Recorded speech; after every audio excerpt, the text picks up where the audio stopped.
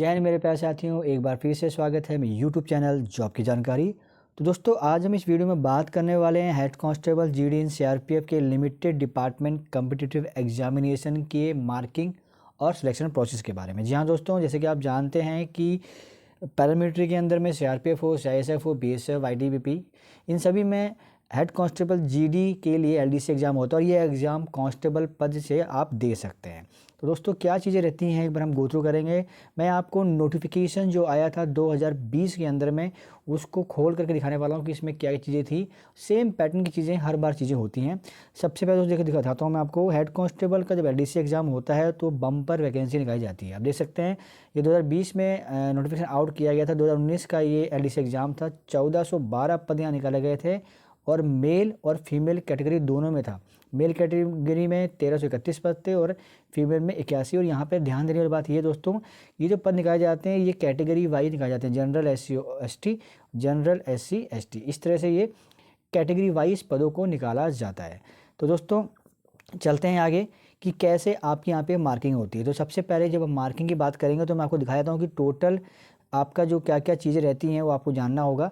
तो सबसे पहले दोस्तों इसमें क्या होता है कि आपकी जो सर्विस होती है वो सर्विस आपकी ट्रेनिंग के साथ, आपकी जो बेसिक ट्रेनिंग होती है उसके साथ में प्लस 3 ईयर, यानी कि टोटल 4 ईयर की सर्विस जब आपकी हो जाती है तब आप इस एग्ज़ाम के लिए एलिजिबल हो जाते हैं और आप एग्ज़ाम को दे सकते हैं। पूरी सर्विस में आप जब तक आपकी एज रहती है 3 बार ये आप एग्ज़ाम दे सकते हैं।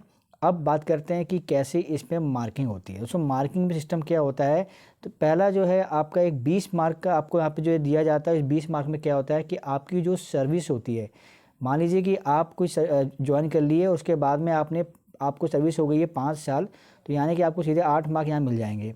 वहीं ऐसा कैंडिडेट कोई है जिसने जैसे 4 साल हुए उसने फॉर्म अप्लाई कर दिया तो उसको कोई मार्क नहीं मिलने हैं।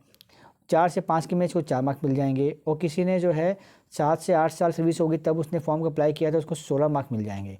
इस प्रकार से आपको इस 20 टोटल मैक्सिमम मार्क 20 मार्क होते हैं, उसमें से आपको ये मार्क मिलते हैं और ये मार्क मेरिट में भी काउंट किए जाते हैं। पर दोस्तों इसमें ये नहीं करना है आपने कि आपने देखा कि यहाँ पे जो 8 साल सर्विस हो जाएगी तो मुझे पूरे 20 साल मिल जाएंगे तो मैं 8 साल तक वेट करता हूँ। ऐसा नहीं करना है दोस्तों, जितना जल्दी हो सके आपने एलडीसी एग्ज़ाम को दे देना है, वो आपके लिए अच्छा रहेगा। ठीक है दोस्तों, उसके बाद में ये 20 मार्क हो गया। फिर आगे चलते हैं दोस्तों। तो मेन आपका जो एग्ज़ाम होता है वो होता है आपका रिटन एग्जामिनेशन। जो रिटन एग्जामिनेशन दोस्तों होता है ये टोटल होता है 160 मार्क का। OMR based objective multiple choice question इसमें आते हैं। 160 मार्क का पेपर होता है, 160 क्वेश्चन आते हैं। 3 घंटे का यहाँ पे ये पेपर आपको ले जाता है और 10+2 के जो आपके सिलेबस होता है उससे रिलेटेड इसमें क्वेश्चंस आते हैं। तो क्या क्या चीज़ें होती हैं इसमें मैं पार्ट वाइज आपको समझा देता हूँ। पहला होता है general intelligence, awareness, reasoning, numerical ability जो कि होता है 60 मार्क का। प्रोफेशनल नॉलेज 70 मार्क और language comprehension and communication skill 30 mark. तो दोस्तों सबसे इंपॉर्टेंट चीज़ जो है आप देख रहे होंगे ये सेकंड नंबर प्रोफेशनल नॉलेज, इसके बारे में बताता हूँ मैं आपको। ये 70 मार्क का पेपर होता है और ये बहुत इंपॉर्टेंट पेपर होता है। ये आप जिस डिपार्टमेंट से एलडीसी एग्जाम दे रहे हैं, मान लीजिए अगर आप सीआरपीएफ सर्विस करते हैं और आप एलडीसी एग्जाम दे रहे हैं तो सीआरपीएफ से की फील्ड से रिलेटेड क्वेश्चंस आपसे पूछे जाएंगे। उसके एक्ट एंड रूल्स होंगे, फॉर्म्स, वाउचर्स, जो भी चीज़ें उनकी रूल्स होते हैं, सारे के सारे क्वेश्चंस उसी से रिलेटेड आएंगे। तो आपको उसके बारे में स्टडी करना होता है। 70 मार्क का पेपर होता है दोस्तों ये। इसमें सबसे ज़्यादा मैक्सिमम मार्क कैंडिडेट गेन करते हैं क्योंकि 4 साल सर्विस हो गई होती है, उन्हें इन चीज़ों से जो है वो टच में होते हैं तो इजीली इसमें मार्क गेन करते हैं। इसलिए आपने भी जो है ज्वाइनिंग करते ही सीआरपीएफ हो किसी भी डिपार्टमेंट आप ज्वाइन करते हैं तो उसका आपका जो भी प्रोफेशनल नॉलेज है उसको आपने गेन करना स्टार्ट कर देना है। ठीक है दोस्तों, तो ये 160 मार्क का आपका पेपर हो जाता है। तो ऊपर 20 था, 160 ही हो, कितना हो गया, 180 मार्क हो गया। ठीक है, आगे आते हैं दोस्तों। तो यहाँ पे जो आपका फिजिकल होता है, आपकी रनिंग होती है, उसमें कोई भी मार्क नहीं होते हैं, वो सिर्फ क्वालिफाइंग नेचर का होता है। दूसरी बात, ये जो 160 मार्क दोस्तों आपका पेपर होता है इसका भी एक क्राइटेरिया रखा गया है कि कट ऑफ दिखाई जाती है कि इतने मार्क तो आपको लेके आने हैं।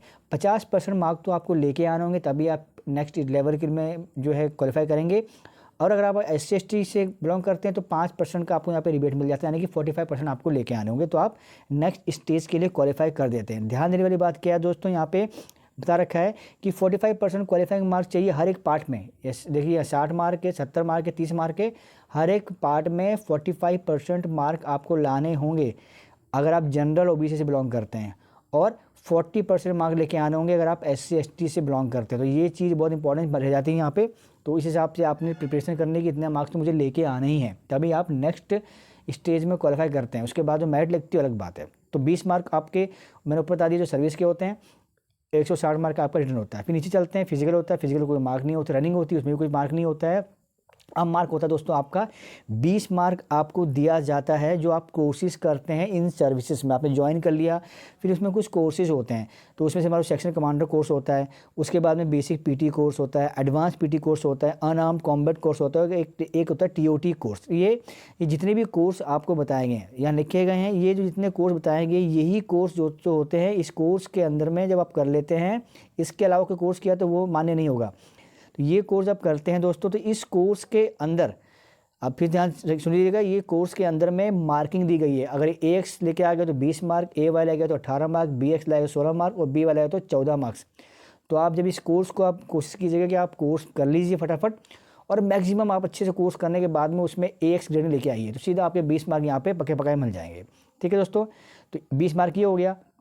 अब आगे चलते हैं दोस्तों, फिर आपका एक होता है स्पोर्ट्स अचीवमेंट का। मान लो कि अगर आप स्पोर्ट्स खेलते हैं और वहाँ पे आपने नेशनल लेवल रिप्रेजेंट कर दिया है तो 20 मार्क मिल जाएगा, नेशनल लेवल चले गए तो 18 मार्क, और स्टेट या कोई फोर्थ लेवल पे भी हमारे कंपटीशन होते ही हैं तो उसमें आपको 16 मार्क मिल जाएंगे। और वो भी स्पोर्ट्स जो होंगे दोस्तों उसमें भी कैटेगरी दी गई है, और कैटेगरी क्या क्या दी गई है, वो कैटेगरी दोस्तों यहाँ पे दी गई है shooting, judo, karate, gymnastic, boxing, wrestling. इसी कैटेगरी के अंदर में अगर आपने पार्टिसिपेट किया हुआ है तो आपको 20 मार्क में से अच्छे खासे मार्क यहाँ देखने को मिल जाते हैं।